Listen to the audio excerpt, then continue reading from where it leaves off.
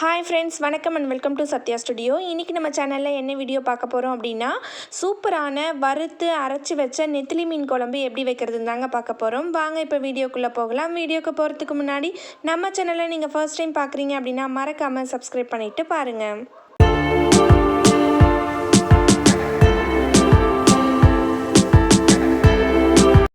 First நம்ம நெத்திலி மீன் குழம்பு வைக்கிறதுக்காக மசாலாக்களையெல்லாம் அரைச்சிக்கலாங்க. நான் ஒரு 4 வரமிளகாய் சேர்த்துருக்கேன். எண்ணெய் சேர்க்காமல் இதை வறுத்து தனியாக ஒரு பிளேட்டில் எடுத்து வச்சுக்கலாம்.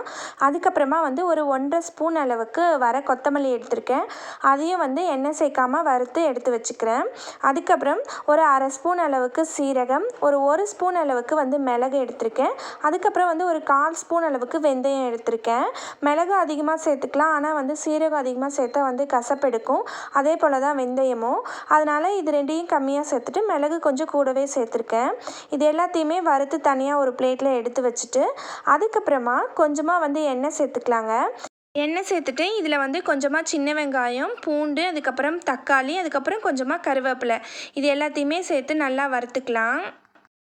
வெங்காயம் தக்காளி நல்லா வறுபட்டதுக்கு அப்புறமா இது கூடவே தேங்காய் நான் ஆட் பண்ணிக்கிறேன். தேங்காய் தேவையான அளவுக்கு சேர்த்துக்கோங்க. நான் இன்றைக்கி 1/2 கிலோ அளவுக்கு தான் நெத்திலி மீன் வாங்கியிருக்கேன். அதனால் அதுக்கு தகுந்த மாதிரி நான் மசாலா பொருட்களை சேர்த்து நான் வறுத்துட்ருக்கேன். உங்களுக்கு தேவையான அளவுக்கு நீங்கள் எந்த அளவுக்கு மீன் வாங்கியிருக்கீங்க, எந்த அளவுக்கு உங்களுக்கு குழம்பு தேவைப்படுதோ அந்த அளவுக்கு நீங்கள் மசாலா பொருட்களை கூட்டிக்கோங்க. தேங்காய் நல்லா வறுபட்டுருச்சு. இப்போ நான் ஒரு 1/4 ஸ்பூன் அளவுக்கு மஞ்சத்தூள் சேர்த்துக்கிட்டேன். அதுக்கப்புறமா ஒரு 4 ஸ்பூன் அளவுக்கு மல்லித்தூள், அதே 4 ஸ்பூன் அளவுக்கு குழம்பு மிளகாய் தூள் சேர்த்துக்கிறேன். சேர்த்து இதை நல்லா வறுத்துக்கலாம். இதை அப்படியே நம்ம ஆற விட்டுட்டு நம்ம ஃபஸ்ட்டு ட்ரை ரோஸ்ட் பண்ணோம் இல்லைங்களா, அதையெல்லாம் போட்டு ஃபஸ்ட்டு மிக்ஸி ஜாரில் பொடி பண்ணிவிட்டு அது கூடவே இந்த வெங்காயம் தக்காளியும் சேர்த்து ரொம்பவே ஒரு ஃபைன் பேஸ்ட்டாக நம்ம அரைச்சி எடுத்துகிட்டு வந்துக்கலாம். மசாலா அரைச்சி எடுத்துகிட்டு வந்துட்டேன். இது கூட நம்ம புளி சேர்க்கணும். 2 எலுமிச்சை அளவுக்கு நான் புளி ஊற போட்டிருந்தேன். இப்போது அதை கரைச்சி இந்த மசாலா கூடவே சேர்த்துக்கிறேன். சேர்த்துட்டு புளியையும் இந்த மசாலாவையும் நம்ம நல்லா கலந்து விட்டுக்கலாம்.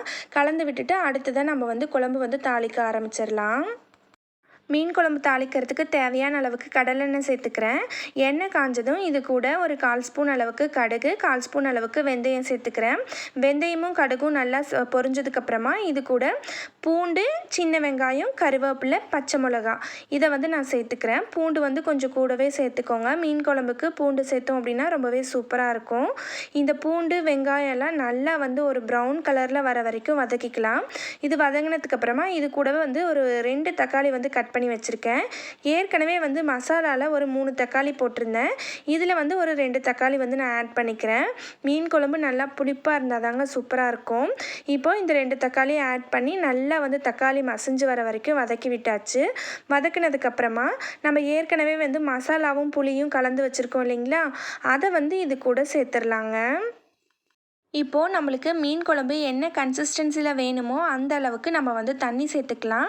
தண்ணி சேர்த்துட்டு கூடவே உப்பும் சேர்த்துக்கலாங்க. உப்பு சேர்த்து இதை க்ளோஸ் பண்ணி வச்சு ஒரு 5 நிமிஷம் நல்லா கொதிக்க விடுவோம். கொதி வந்ததுக்கப்புறமா மறுபடியும் இதை ஓப்பன் பண்ணி டேஸ்ட் பார்க்கலாம், எப்படி இருக்குதுன்னு சொல்லிட்டு உப்பு காரெல்லாம் கரெக்டாக இருக்கா அப்படின்னு சொல்லிட்டு பார்த்துக்கலாம். மீன் குழம்பை பொறுத்த வரைக்கும் மீனை நம்ம குழம்புல போடுறதுக்கு முன்னாடி உப்பும் சரி காரமும் சரி ரொம்பவே தூக்கலாக இருக்கணும். அப்போ தான் மீன் போட்டதுக்கு அப்புறமா குழம்பு கரெக்டான அந்த டேஸ்ட்டுக்கு வரும். குழம்பு ஒரு 5 நிமிஷம் நல்லா கொதிச்சு வந்துருச்சுங்க. இப்போ பார்த்திங்கன்னா உங்களுக்கே தெரியும், ஓரளவுக்கு எண்ணெய் பிரிஞ்சு வந்துருச்சு. இன்னும் நல்லா குழம்பு கொதிச்சு மசாலாலாம் வெந்து வரணும். அதுக்கப்புறம் தான் நம்ம மீனை ஆட் பண்ணணும். இது கூட உப்பு காரெல்லாம் இப்போ இந்த ஸ்டேஜில் செக் பண்ணிவிட்டு ஏதாவது பத்தலை அப்படின்னா ஆட் பண்ணிக்கலாம். குழம்பு நல்லா கொதிச்சதுக்கப்புறமா நம்ம உப்பு காரம் செக் பண்ணி உப்பு கூட அந்த ஸ்டேஜில் ஆட் பண்ணிக்கலாங்க. காரம் அப்போ ஆட் பண்ண முடியாது. ஏன்னா நம்ம சேர்த்துற அந்த மிளகாய் தூள் சரியாக வெந்து வராது. குழம்பு ஒரு மாதிரி பச்சை மிளகாயோட வாசனை பச்சையாக அப்படியே இருக்கிற மாதிரி இருக்கும். அதனால் நம்ம இப்போ ஒரு கொதி வந்ததுக்கு அப்புறமே நம்ம உப்பு காரெல்லாம் செக் பண்ணி நம்ம ஆட் பண்ணிக்கலாம். மறுபடியும் குழம்ப க்ளோஸ் பண்ணி வச்சு ஒரு 5லேருந்து ஒரு 7 நிமிஷம் வரைக்கும் நல்லா எண்ணெய் பிரிஞ்சு வர வரைக்கும் கொதிக்க விடுவோம்.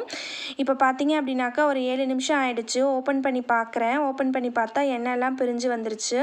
எண்ணெய் பிரிஞ்சு குழம்பு ரொம்ப சூப்பராக கொதிச்சு வந்துருச்சு. இந்த ஸ்டேஜில் நம்ம க்ளீன் பண்ணி வச்சுருக்க நெத்திலி மீனை இது கூட ஆட் பண்ணிக்கலாங்க.